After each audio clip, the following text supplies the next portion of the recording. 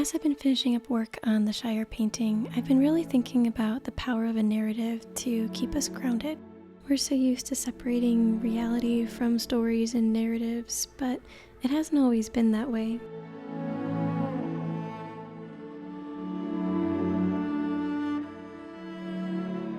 So I'm at the point where it's the middle stages and I'm bringing like more of the color blocking shapes and stuff into more focus and more sharpness and detail. And I am also kind of just implementing more atmosphere, I guess. Like the layers between the very background and the sky and the foreground just need more space in between them. So I'm going to be focusing on that today. And yeah, hopefully just kind of getting over that threshold.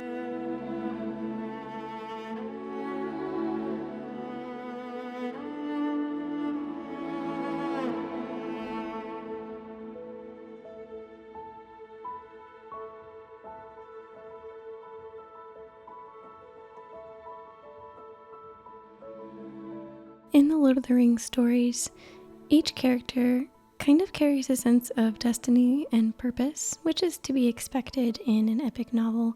But Tolkien emphasizes the importance of this idea by embedding stories within his stories, and especially with the hobbits, they're always singing and telling tales of old, and even Sam wishes that one day he'll be able to become a tale or a story himself. And I think this is a really important cue for us as readers to take the concept of storytelling and the power of it really seriously. Today we can be really existential, and whether it's possible or not, wanting to live out the right story can really create a strong sense of tenacity.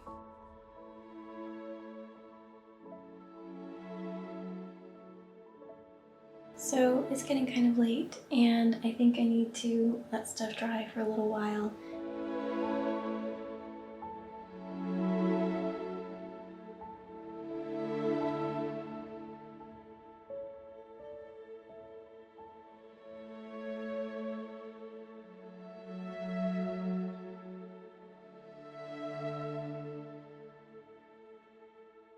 I'm so lucky to live in a place where there are so many beautiful nature preserves, and so I try to get out as much as I can just to keep tabs on how the leaves are changing, so I don't miss it, because with autumn it's like the colors start slowly and then they happen all at once. I'm sure by the time this video actually goes up, it'll be about peak color, or probably just after where I am right now, so I'm just trying to record everything that I can, and I've actually done some en plein air painting out in the fall colors, and so I'm excited to share that in the next video. But for now, I just decided to take a little time and get some last minute fall flowers. It's a little late in the season, but they're so beautiful, and I just wanted to enjoy a little bit more of the color while we still have some decent weather before winter finally sets in. Now, when it comes to gardening, I don't exactly have a green thumb, but I love flowers, so I always try every year to do my best and keep them alive for as long as possible, so wish me luck on that.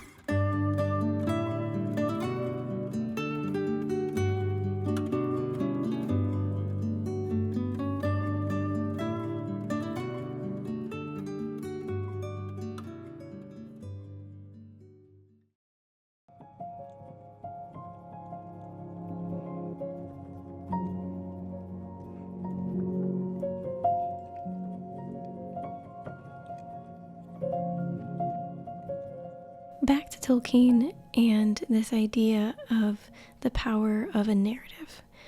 So we know with the hobbits that they kind of start out their quest a little bit naive and a little bit with this sense of a grand adventure and wanting to become part of the stories and the ballads that they've grown up hearing. And as readers, we get the sense that this is probably going to be true, but not without a lot of trial along the way.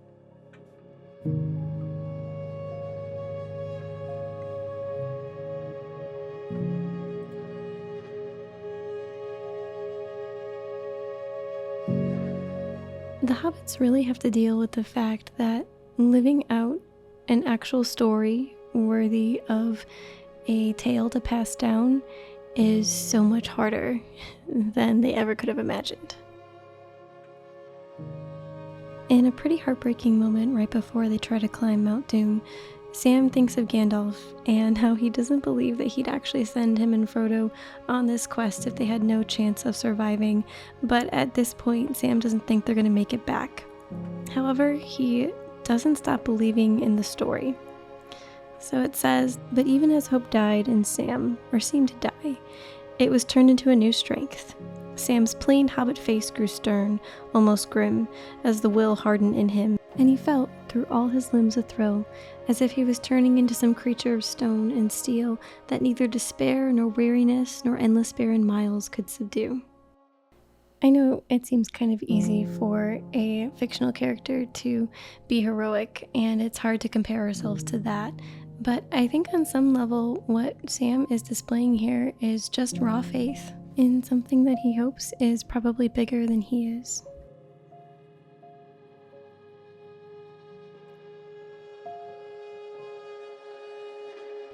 My theory is that in today's world, and in Tolkien's too, really starting in the 20th century, that this kind of faith in just being able to move forward even though it gets impossible is actually way, way harder to do in our culture.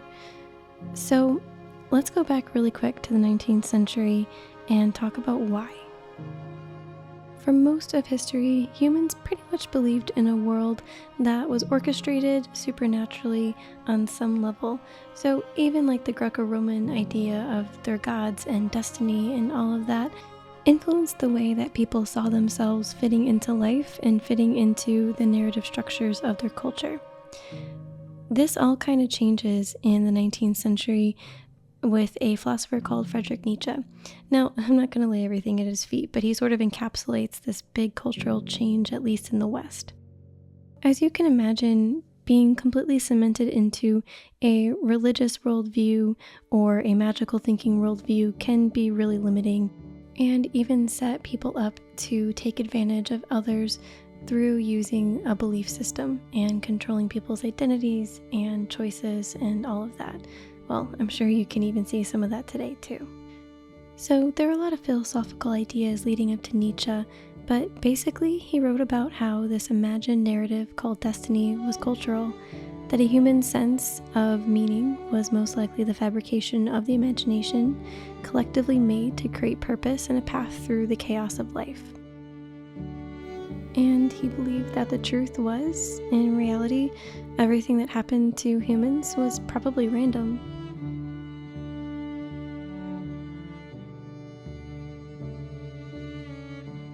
So I'm hoping today is going to be the last painting session for this painting, and I've just been looking back over some of like my 19th century references and noticed that there's like just more differentiation from the background and the foreground with the type of lighting that I'm going for. So like you can kind of see, it's sort of small, but on my iPad, that's one like 19th century landscape. And I just really love how like the sky and the rolling hills in the back are really faded out, and that atmosphere is catching all that light, and then the foreground is pretty dark. And I just had things too close together in color, so I'm putting in more mist because apparently the more mist, the better it looks. And I'm gonna go for just adding in more shadow and stuff in the foreground. So hopefully I'll be done soon, and then I can kind of move on.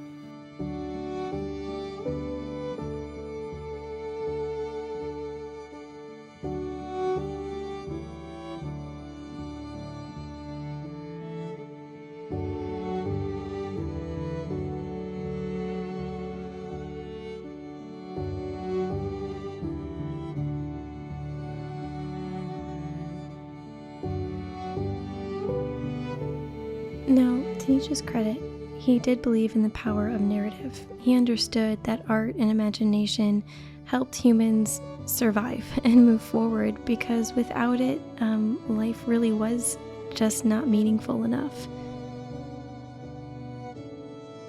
Nietzsche's biggest criticisms were really at the feet of human systems that were rigid, that oppressed people, and that took advantage of them. So I think for him, it was more about if you had a story rather than a story having you.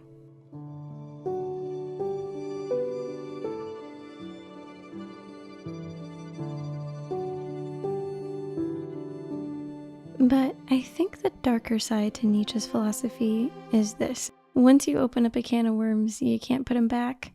And once the early 20th century came around and you have just the devastating effects of World War I, the darkness, the hopelessness, the shell shock and trauma, that pretty much forever changed culture and propelled us into postmodernism, we leaned into the cynicism of Nietzsche's philosophy and not necessarily the hope of it or the creativity of it. Like I mentioned in the last video, the stories that we started to tell reflected the randomness and the cynicism that Nietzsche uncovered, and happy endings were no longer grand triumphs, but thin, bittersweet silver linings. No doubt we all need to take stock of the things that we can hold on to, and yet to believe in something even bigger, and that there's some greater purpose out there. I think that's why Tolkien's writings have become so universally loved for so long. The themes of Lord of the Rings go right back to a world that believed in higher powers, in meaningful coincidence, and the strength of a narrative voice to keep both the characters and the readers alike sane throughout the journey. And yet somehow it doesn't feel cliche. Tolkien seems to craft a world that's honest and stakes that are real. And I think it's because Tolkien doesn't shy away from the depths of despair and darkness and real human pain.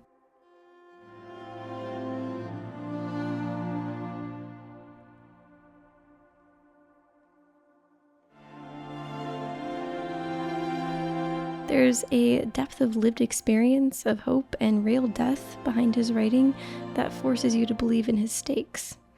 As I mentioned, Tolkien did live through World War I and fought in it, and the images of trench warfare become the literal landscape of the terrain surrounding Mount Doom, as Sam and Frodo cautiously duck into crater after crater as they crawl towards the mountain.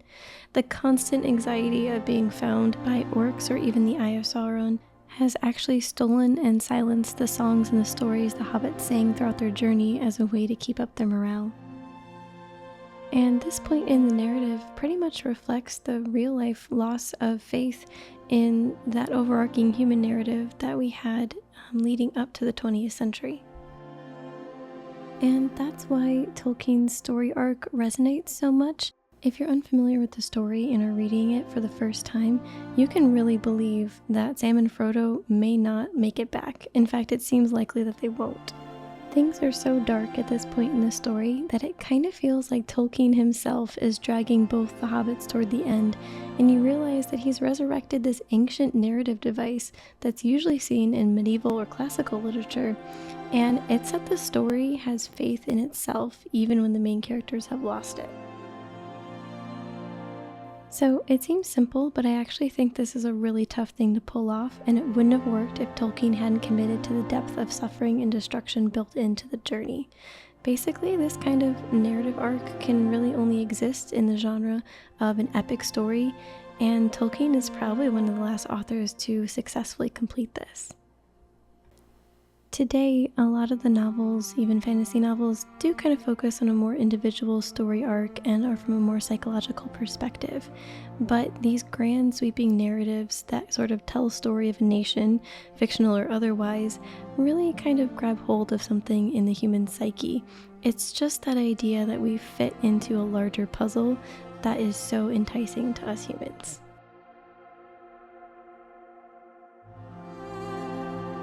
It's not just a vague sense of arbitrary hope that keeps us going. It's finding yourself in some larger story that stretches ahead even if you can't see the end. So, like Sam, I hope you carefully choose a really good story to live in.